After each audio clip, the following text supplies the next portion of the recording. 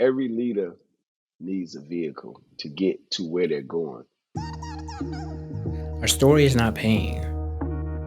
Our story is not struggle. Our story is new growth. This is Boss Logs. Join us as we speak to black leaders from around the world to understand the range of blackness and hear their stories of new growth. Welcome to the show. Walter, where are you? You need to call me back. There are things to discuss. Yo, what's up, world? I'm your host, Walter Gaynor II, and we have a great show for you today. Not only do we have a special guest for you to meet, but we're going to play a game right here on the podcast. But more on that later because it is time to meet our guest. Today's story of new growth features my guy Cvonzell Dondrico. Cvonzell is a producer traveling across the country to put together a film that highlights the racial gap in the tech world. Our conversation starts off as Cvonzell shares his thoughts on the range of blackness and how he identifies. Let's start the show.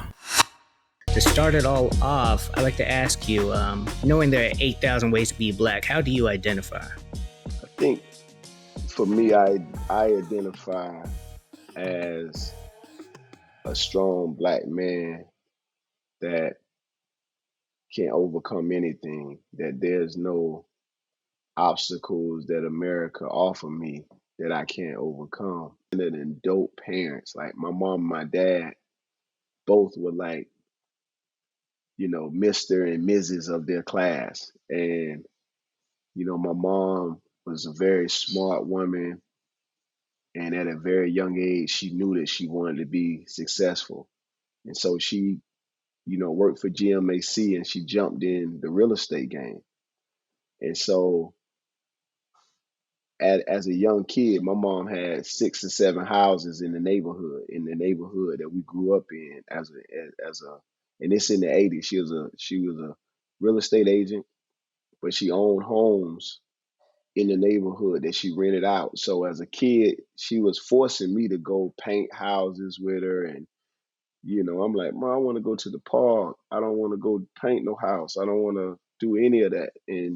But she was teaching me. She was like, no, listen, you need to come over here because I'm explaining to you. She's showing me this is how I'm making money. This is how we riding around in this nice car and living in this nice house. So we had a big crazy house in the hood. Mom was driving nice cars and living nice. And I didn't realize it, man. I just realized that I came from a real good family because my mom and dad divorced and my dad moved to California at 7. I gravitated to the streets. I gravitated to like my friend's life. Even though my life was a different life, like I gravitate, all of us was affected, I think, by fatherlessness in terms of not having our dad right there in front of us. So when we walked out the gate, we had to respond to a set of rules. So as a young kid, we were moving with no rules. We didn't know the difference between. If we knew the difference between right and wrong, we was learning the difference between right and wrong because we was so young out in the neighborhood trying stuff at 13, 14. Drugs hit our neighborhood at 11. And I was one of the little kids, eyes wide open at, drugs being sold. And it was seen to be the cool thing. But early on, I learned that it wasn't. My experiences in that life taught me that it wasn't. And so one of the things I think I was able to get all the training and all of the influence my mom was constantly, she was fighting me in the streets to be a better person. Like she didn't want me to be in the streets. So she was always trying to add value, whether she was, pointing out certain things to read in Proverbs or putting books in front of me. She was always trying her best to make me think. Like she was telling me about ownership with how to purchase a house. She was telling me about credit at 13 and 14, and she was like, well, why? If you're gonna go out here and hustle, like what's the end result? What are you trying to accomplish? I didn't know. She asked me, "What are you trying to accomplish? What's your goal? What's your goal? If you want to sell drugs and go out here in the streets, what's your goal?" I didn't have a goal. So those kind of questions had me kind of like lost because I would go out and my mom would ask me what my goal is. I don't got a goal, and nobody has a goal, and it would make me go back and think about stuff. When I started listening to Pop, and Pop was really educating us through his music, that woke me up consciousness because he was early. Pop was talking nothing but black empowerment, and selling drugs wasn't a cool thing to do. And so I just think that I was becoming conscious real early of the negative things that were happening in our community. And I just think that Jacksonville never bounced back. And I got people there that I influence on a positive way. I got some designers and filmmakers and, you know, people who doing something positive, writers. I go there and I got a family of creators just like yourself. You're original birthing part of my vision. If sitting down with you, meeting you, networking with me, and we networking with each other back in what was that, 2018? Yeah, Yeah, yeah, what think it 2000, was. 2018. Yeah, and just being able to have a project manager like yourself to come in and use some of what you knew to help me organize my project, it set the foundation. So I want to big you up, and just seeing you right here doing this and me, having my first podcast that me and you did and seeing you move the needle forward, it's just it's a big thing. It's a big moment. It's inspirational for real. Man, I appreciate you, man. I love the way you move and how you work, and that you're still going back to kind of where you come from and making sure you're tapping in with the people and kind of showing game. Because one thing that's interesting about you is like you teach and learn at the same time. It's like even the people you're teaching, you're Hmm. learning from. You're going about in the world, and everything you learn, you come back and share the information. You don't hold it; it's not in the vault, or it is in the vault, but the door's open for anyone to come and just learn from you. And I know, yeah, 2018 was a real pivotal time for me in my embarking into who I am. And yeah, you definitely someone right there. I remember I was going to ask if you could help me. And like, oh no, I think like you could help me in return. And we just really started having a lot of really great conversations. And let me tell you, like your vision is strong because it was 2018, and like the things you're doing now, it's like you said what was going to happen. Like what's going to happen is happening right now. So I think it's amazing. I'm just kind of curious, like when you look out into the world, like what have you ever, or do you know how to kind of like say the things that you're seeing? Like, how are you able to be like, okay, yeah, I see this is going, and I can see it's going to come into this. Like, what are some things that you notice when you're observing how people move or just certain trends, and like what makes you be like, okay, yeah, that's interesting. That something's going to happen there. I think I was born with a very strong intuition, and I think we all possess inner workings of being intuitive. And the more you tap into your inner your inner world, and the more you tap into like this spiritual aspect of seeing, is something that I think I was born with. And I do a lot of I do a lot of research also.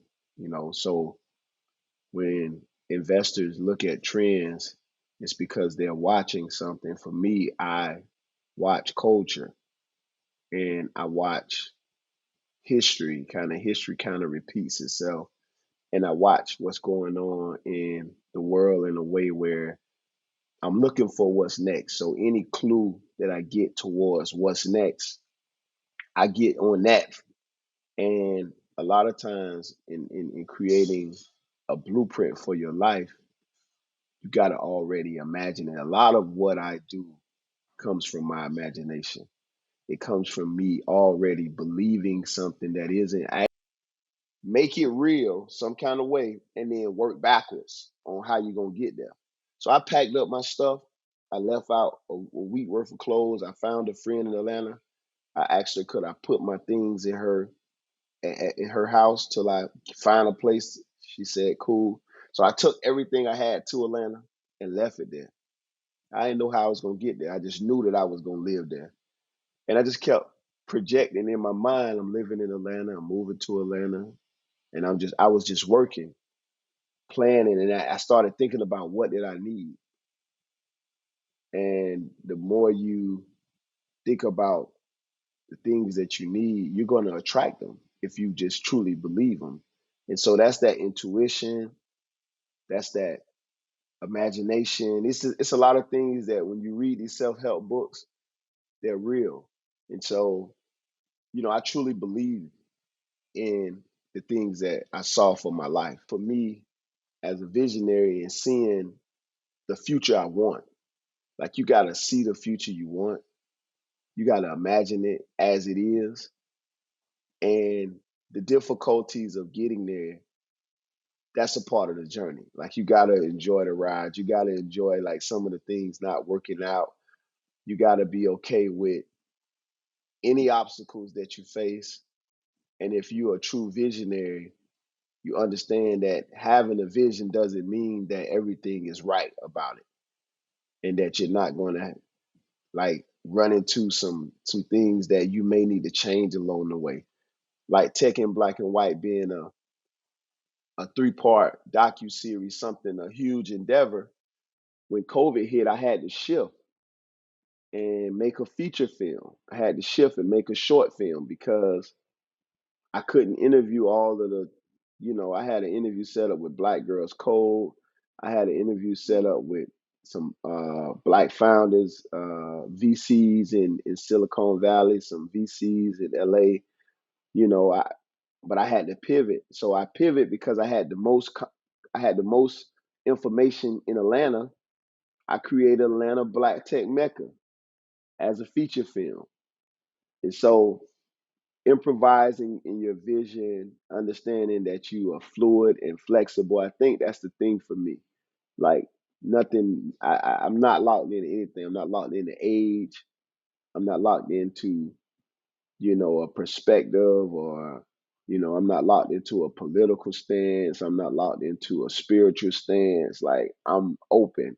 I'm open. I'm not going to judge you because you're different from me, whether you Christian, Muslim, whatever you are. I meet you. I don't have anything that holds me back from just giving my best to the world and believing in myself as a creator. Because I think when you're a creator and you're creating something for nothing, it requires for you to have a unstoppable belief in yourself because ultimately you're going to be that person that takes that vision and make it real. And so taking something from my mind and my imagination and making it real 2 years later has taught me so much. It's like the recipe to my life. I always be creating something from nothing and bringing. I got a new few new projects coming 2021. Technology centered projects. I'm on Clubhouse learning how to create me a clubhouse somewhere else. Not that type of clubhouse, but something that can help Black founders get funding and so I'm constantly I mean every day I'm practicing being more present and more of a stronger seer, a stronger visionary of what the future holds. And it's a practice though. It's a practice. So it's not something that you just learn, you just do it and it happens. Nah, it's a practice. Mm. Well, I say you're practicing very well because I know just the time that we were in Atlanta together at the same time, just seeing the way you moved and the type of rooms you would just end up walking into is amazing. Like I think a lot of people think they gotta like scam the way into this or kind of fake their way, but you're just showing up as yourself. And I really liked what you kind of mentioned about kind of rejection. You might be the only one who sees the vision because I think I can't remember what room it was, but I just remember a time where we're walking and we're trying to get somewhere, and someone of course, wasn't going to let you in. Not on so many hate things, but it's just like, oh, only these people could get in. But you just kind of kept talking, and next thing you know, we were in the room, and without even scamming, just being your authentic self. So like, and also just watching you, like every time you post, you're like all of a sudden in New Orleans, chilling with Lena Waithe. You out here with Diddy, Ti, like all around the world. Just continue walking, talking, sharing your vision with people. I think it's amazing, especially because at times it's sometimes very tough when you're the only one who sees the vision, and especially when no one else necessarily sees it. So it makes you feel sometimes invalidated or that your idea isn't actually as good as it is. So I definitely want to congratulate you on being you, because I think it's A important. long way. And I think that that's the recipe. So thank you for that, bro. Hmm. Thank you. I'm glad I could help draw that out. I guess it's within you. You know, people always say like, "Oh, you just gotta be yourself. It's within you." But you know what? I think in real time, we're both seeing that it is kind of within you, man. So yeah, I'm kind of curious. So one thing that I think is really cool, in addition to just you being on this journey, is I think a lot of people could take some notes from everything you're doing because you're working on this film and trying to get it funded so you could do it, the way you see it. So can you share just a little bit about your journey and like what it actually takes to fund a film? Well, I think we living in what's called the future industry.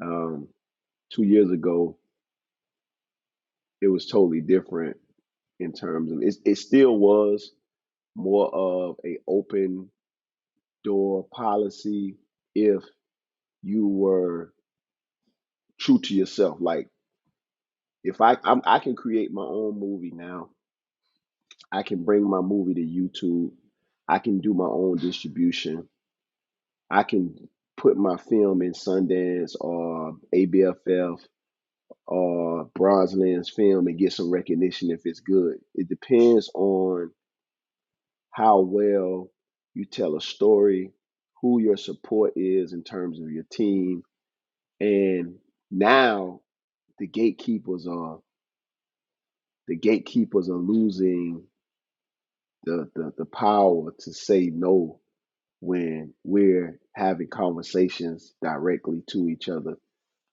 I jump in and I disrupt some rooms in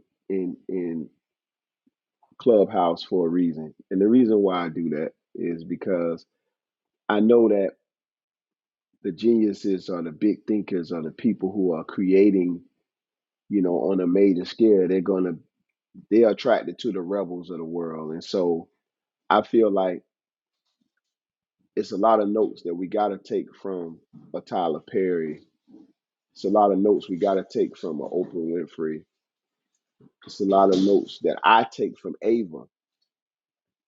So it don't start with thinking about how do you fund your film. You start with creating your strategy to getting to where you want to go. That strategy for me was that people were the sole foundation of film. Like it was people. It wasn't the actual film. It was people making decisions on films. It was the relationship to people that got films made, got films funded. And if you didn't have the circle, then no matter how good of a project you had, if you wanted to get it funded, you need people to do all of that. And so I started with building people as my foundation to funding, building strong relationships. Even before I had a concept, when I met you, I I had been 2 years in of networking, and then I turned it up when I got to Atlanta. And my whole thing was my network would be my net worth. My net worth would come from the people that I knew around the country. So I needed to know people in all industries. I needed to know people who could support me along the way. And funding isn't just finance money. Like you funded my film because you sat down and you gave me time to map out my vision and put it on paper. And that was funding. Rod came with me and sat down, took my vision and created a deck. That was an investment. So I think when we think about funding, we think about money. Money is just an investment. No, time, the people, the team, your relationships of building something that people can see. Like this is an investment what you're doing right now. People can see your investment. I see you. You had this conversation about the podcast, and then now I see the microphone and I see your room and I see that you've built something. And so I feel like when people see you and see you making that journey happen, they'll come, and they'll come to support you. The funding that you need, it'll come to you. And that's what happened for me. Like, the funding came to me. The people came to me after they saw me basically just working and was seeing me in the rooms. They saw me putting in work, and the people that's meant to be in your life, you're going to attract them. They're going to come to you because they're going to see you like focused and working and doing your thing. And then that tribe of people will actually be the foundation for you funding your project. And so in that relationship, I have, a few people who contributed on the finance tip. Now I'm moving into crowdfunding. 2021, it'll be about just crowdfunding. It'll be about just crowdfunding. I love it. I love everything. It actually reminds me of something my mom mentioned, like when I was looking to figure out how to charge for things, she was mentioning, well, don't always forget, compensation could come in different forms. And I think you really spoke to that, like time and relationships, your network. Those are all additional forms of funding because it all contributes to the end goal, man. I love it. I love it. Now, I know we've dropped a name here and there, Tech in Black and White, but I want to give you a chance to really explain what Tech in Black and White is. Well, we'll start off with what it is, and I have a few follow-up questions for you. So Tech in Black and White is a media technology company. It's an LLC that hosts creatives that create conversation in media around technology. And so my idea was that Black people in technology wasn't accessible to the whole world. Like, and it wasn't accessible to the cities that they were in. I would meet people in other industries, and they didn't know the people in technology right in the same city.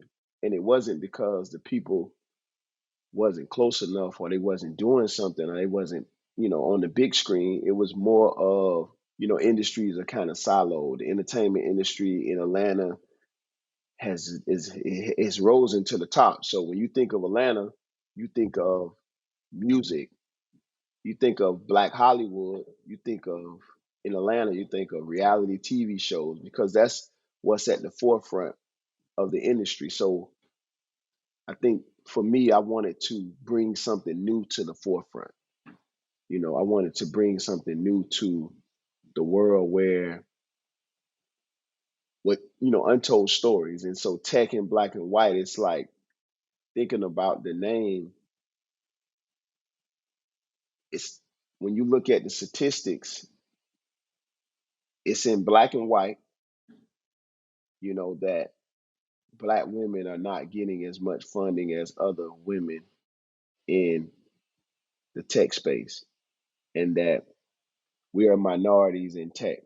But then if you take a look, we are minorities maybe at Google, but we're not minorities in tech in Atlanta, where it's all Black people. It's a lot of people in tech. It's hundreds and hundreds, maybe thousands of people in tech in Atlanta. So if you go to San Francisco or where I live right now in California, Black people are a real minority. I don't know how many percent, but we're a small percent. But if you go to DC and go to North Carolina and go to New York and go to Chicago, you're going to see the population of Black people rise a little bit more because the population of the statistics will show you it's more Black people doing more things. And so you'll find people, if you look in the military, it's a lot of Black people who are doing technology in the military. And so I think for Tech in Black and White as a vehicle to get the conversation started. And so the media technology emergings of these two industries to create conversation, normalizing the narrative, to highlight people in technology that's doing incredible and dope things, and to create like a commercial success around our culture and tech. And it's not a one-off. This is something that I plan to do for a long time. This isn't just a one-off movie. This is a company. This is a culture. This is something that, I'm the Bob Johnson of technology. So soon in the future, you'll see it's like, man, it's the BET of technology. It's a Black entertainment technology guy. Tech in Black and White as an overall series is like, it's one of those projects that keeps going, man. I got 24 episodes as a 3-part docu-series that's dealing with diversity, inclusion, and relatability. So my plan is to make small content and tell a story around diversity, and then tell a story around inclusion. But in reality, the solution to diversity and inclusion for me is relatability. When I feel like in Atlanta, there's more relatability in the tech space. Like, we relate to each other, we speak to each other. That's why my dreads is, they're radical, you know, and so my boss locks are radical. I want people to be nervous, and I want people to be like, wow, this guy got these big glasses on, man, with this crazy hair, crazy Mm-hmm. wild hair. It's a part of the testament. Like, you can be yourself. You can do whatever you want to do in terms of, like, if you want to go and be a doctor, you still can be a doctor and have dreads and natural hair and bold glasses, and a perspective that's yours. And you don't got to go in and compromise and be quiet and tone yourself down and tone your look down. Oh, I'm worried about how they think I'm going to look. So let me take off I don't want to look like, let me change my look. And I think that's what's happening a lot of times in the tech space. Tech in Black and White is one of those things where we're going to look at both worlds. We're going to give you, we're going to let you know it's okay to be coming from this world and going into this, but predominantly white world, and being Black. So it's a lot that goes into tech in Black and White as a company. It's more of a culture. It's more of the creation of a movement. And I've seen some of the leaders go to Silicon Valley and threaten Silicon Valley to open the doors and show their numbers and show their statistics. But I think the future of leadership will embrace what it is and create something outside of these larger companies. So in Atlanta, we're not attempting to go and be the next Silicon Valley. In LA isn't the Silicon Valley of the South of California. Austin isn't, a new Silicon Valley. Boston isn't a new Silicon Valley. I think that a world is being created outside of Silicon Valley that's going to teach Silicon Valley something. And so Tech in Black and White is just one of those companies that's giving them an inside look at some other people to watch and some other perspectives to listen to, some other models to engage in. Love it. I love it, man. I think something that's interesting, to kind of go back to what you were talking about at the beginning of this episode, how you kind of grew up in predominantly Black neighborhood. Your family moved to a white neighborhood. It was a whole different type of environment, but you moved back. It's kind of interesting, like, one, watching your journey and exactly what you're doing, Tech in Black and White. It's kind of the same thing. You like kind of observing the Black founders. You're also going into these white areas of Silicon Valley, seeing how they work here, and then coming back to the Black community and be like, all right, this is how we have to do it. So, like, you're able to see multiple perspectives and how things work, how it all operates, and notice the path that we could take on our own. So I really like what you said, because we always talk about what's the next Silicon Valley, what's the next this, but in all reality, there's a lot of flaws in Silicon Valley. Yeah, they create a lot of Mm-hmm. innovative places. That's where the money is, but there's also like lack of diversity. There's all these other just issues. People really just high stress, high environments. It's kind of toxic. So we don't necessarily want that, like all of that. Mm-mm. It's like we should look for other alternative ways. And of course, how can a black developer wouldn't do things the same way as a white developer, because there is a difference in culture, relatability, all of that. So I really love how you're putting this all together and what you're showing. This is really cool. Yeah, I think being a leader, you need a vehicle. Every leader needs a vehicle to get to where they're going. Leadership is one of those constantly shifting, constantly learning, constantly evolving, constantly listening, constantly, you know, figuring out how to solve problems that are tough problems.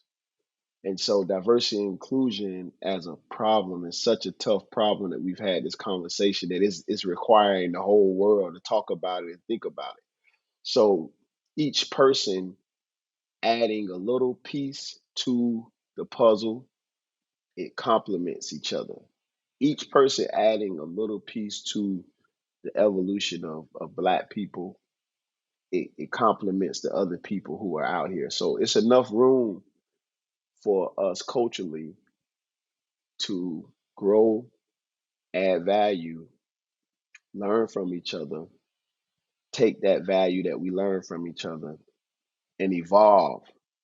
And so I just think that the process is happening. We'll see a major shift in the next 4 years. Next, a major shift because you got people who've been working to make a shift over the last decade. And so 2020 is a big shift. It's a big technical shift.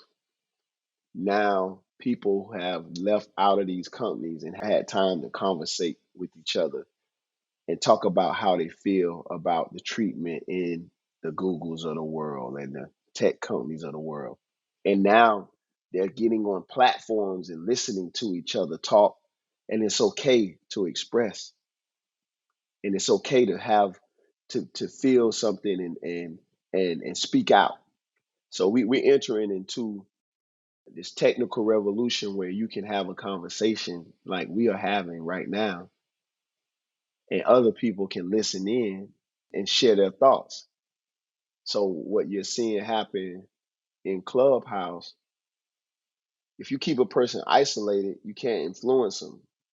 Or if you keep a group of people separated, they can't communicate to congregate on something or congregate on a thought process or express themselves to find value in each other's connection.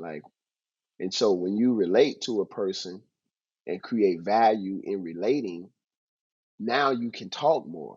And the more you talk, you can come up with solutions. And the more solutions you have, you can tackle problems head on. Facts. As you were speaking at the end, I was thinking about that Jeezy and Jay-Z song "Seen It All." So I think like you really are the perfect person to be doing this, because you've seen all these different trends from beginning to end, and the pause, the breaks, everything dropping and coming back, and all this stuff. And I'm really glad you kind of brought some of those things up, because I know like this year, when the pandemic hit, everything shut down, then like verses popped up, and it was like on Instagram Live and all that. And everyone's like, "Oh, dang, where's the black Instagram Live?" Zoom really rising, like, "Oh, where's the black Zoom?" And one thing I think is interesting, something I'm starting to see now, is there are people out here who are creating these things. We just, like you said, in Mm-hmm. historically, we haven't supported, we haven't shown up. We show up, but we critique, not support. Because there's a lot of things to critique Mm-hmm. Instagram on. Like one thing I don't like on the lives is the comments kind of interfere with the visuals, and everything has its flaws. But Mm-hmm. one thing I'd love to take the chance or take the opportunity to ask you is like, who are well, I feel like you could go all day because you really travel around the world meeting people, but can you name one person you'd like to shout out who is doing something, who is putting in that work in the tech space that we should all kind of start watching and supporting? I would have to, like, man, I know that's a it's a tough lot of one. people. Yeah.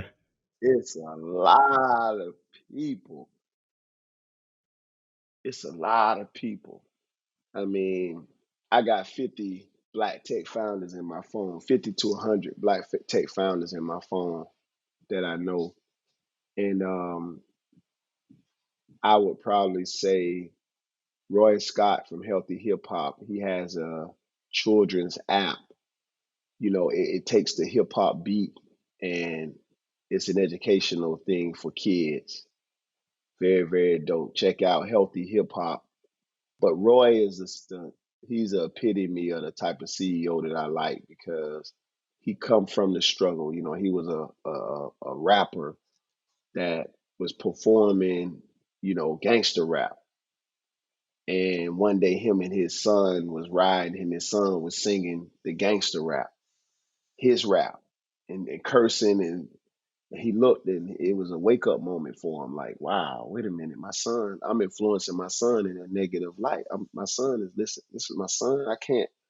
So that was this light bulb moment for him, but it also was the transformation of Roy Scott. He transformed his life and he lives by that example. He's one of the people that, I was always excited. I met a lot of people out of the Atlanta Black Tech Week. A lot of my foundation came out of the first event I went to in 2018 was the Atlanta Black Tech Week. And Roy was one of the people I met. So I've known Roy for a few years and watching him as a hungry but humble CEO that has cultural significance on transforming lives. So it's not just an app, it's not just technology, it's technology that inspires and transforms lives. And those are the people, um, and I could go on and on and on, but that's one that I think that a lot of people are behind him. He has a lot of, he got a pretty bright future ahead of him. Love that. And matter of fact, I think is he in Atlanta? Yeah, he's out of KC, but he'll be in Atlanta soon. Gotcha. I think I've heard of him. I think I've heard of him in healthy hip hop. He might not be in Atlanta, but I've heard Atlanta people speak about him. So yeah, thank you for sharing that one. Nice. Yeah. Nice. All right, so I want to transition a little bit. I know we spoke about natural hair briefly. You were talking about just showing up as a radical and not trying to change yourself to make other people feel comfortable. So, and I really like this your new hairstyle and everything. I love it, man, because once again, like everything you do, it's unique. So I'm kind of curious, like what inspired this hairstyle for you? You know, that's a great one, man. Every year my style changed, and I had to go back and do a flashback picture of when I first created this vision. I sat down. It was a picture of me and you. We were sitting at um, Starbucks working and just brainstorming around how to put the vision in writing. And every year I wanted my style to reflect what I want, but I just would let it just grow. The color part was just this thing of trying something different. I didn't actually know that this would be something that I would like, but it just let's try something different. Not even knowing like I don't even know if I got any feedback or from like people or asked any question. I just did it. I just one day went and just I didn't have a plan. I went to somebody and was just like, "Hey, can you do this?" And she did it and put the color in it, and I just let it grow. And then I was getting people saying, "Oh man, I like your hair. Your hair cool." I'm like, "Okay, cool. That's all right. It's just a part of the fun and being fluid and letting life find you because a lot of times your purpose will find you. If you seeking a relationship, you might not get the right thing. The relationship will find you. If you seeking a job, and you never can find that job because you might miss what's looking for you. So I was just letting stuff come to me and not it seemed like I'm chasing something, but I'm actually living life. Like I'm actually living my best life. I'm having a ball. So you might think I'm chasing things, but nah, I'm having fun along the way because it's the only life we have. We only have this amount of time to live. So a good part of what I do in my journey is I enjoy it. I'm a foodie. I love style. I'm a creator. And my mantra is I'm living my best life.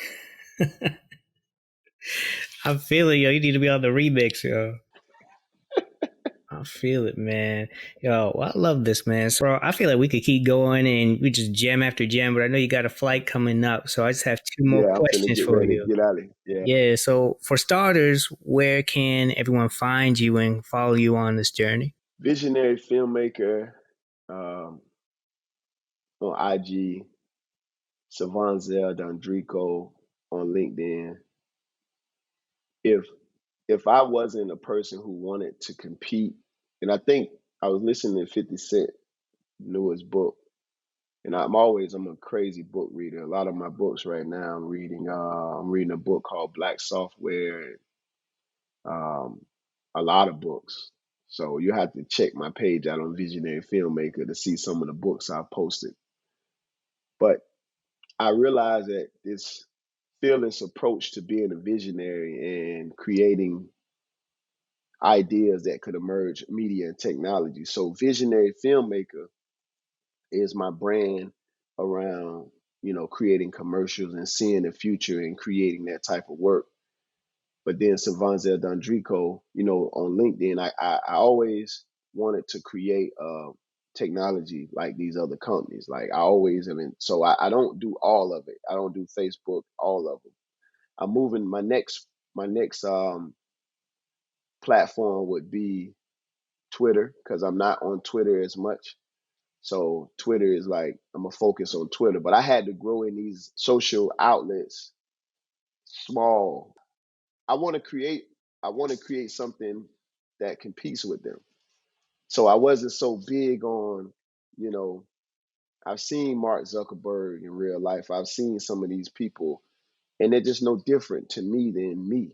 I don't see Mark Zuckerberg or Jeff Bezos from Amazon as this guy. Like, oh my God, these are supernatural human beings. No, they just human beings just like me. I can create the same type of technology. So I had to take my time with being in social media because I want to create. I'm creating a media platform and I'm creating some technology in the future. I will be competing with the big guys. Believe me. That's my overall motivation. But yeah, you can find me there. I think it's more about connecting with me personally. So not just finding me there. If you find me there, hit me up because I'm a real networker. Definitely jump in my DM and say, what's up? I saw you on da da da da and connect with me because I'm a true connector. So it's not about just seeing me on social media because I'm not on there for that. That's why my 1,200 or 2,000 people I know is organic. I don't connect with people if I know you and I reach out, I'm trying to make a real connection. My 3,000 contacts in my phone, these real connections. So I think that the key to success is having true connections and not just, oh, I'm on social media just to be on social media. What is social media doing for you? How does social media advance your career and advance your life? Love it. Love it, man. Well, lastly, I was going to ask, is there anything else you want to touch on? But you dropped yet another gem for us, man. So I appreciate you. Closing out, man, I just want to thank you. Like, I don't think you know how much of an inspiration you've been because I've never called you and you didn't answer.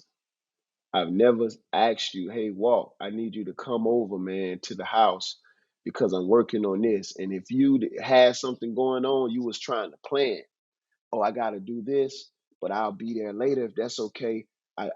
You've always been supportive of me, and that's the main reason why I was like, look, man, we got to do an interview because I need this to be on wax. I need this to be on history that you were a good part of starting and the foundation of the Cvonzell Dondrico movement, the tech and black and white movement, the visionary filmmaker movement. So I just want to big you up, man. I got to get out of here, man, and catch a lift to the airport, fly out of here in a second. But last closing, give people their flowers, appreciate them while you have them in your life. Thank them regularly, treat them well. It's not about money. A lot of times it's about energy. It's about the energy that you give people. It's not, it's not always about, if I can inspire you, that's golden. That's priceless. If I can motivate you and encourage you to keep your head up and to reach for something and take a leap that you wouldn't take, that's way more important than me putting $100 in your pocket and walking away from it. So I've always tried to encourage the people who, and I'm good at selecting the right people to be around me. My circle is a lot of authentic people, and if a person isn't in my circle, I ran them off. It's a hard side of me, and it's a very soft side of me. The hard side is to get the crabs out the barrel. Like if it's crabs in the barrel, I got to get them out, push them on out the barrel. We don't need that. We ain't on that. Get them out the barrel and then be in a community of people who truly are investing in you. And so you've been invested in me, bro. I'm investing in you. We're going to see Boss Locks as a series. We're going to see Boss Locks as the same thing LeBron and them got in the barbershop when they sitting up talking. We're going to see it as a show. We're going to do some behind the scenes where a person going to work with the locks and the lady asking them, can they touch it? And, we're going to do some, we're going to show that whole scene as well. So let me get out of here, my brother. Yeah, Thank you man. so much, man. Thank you. Congratulations, man, on everything you're doing. I'm one of your biggest supporters. I got your back 100%. Salute, my brother. Man, salute.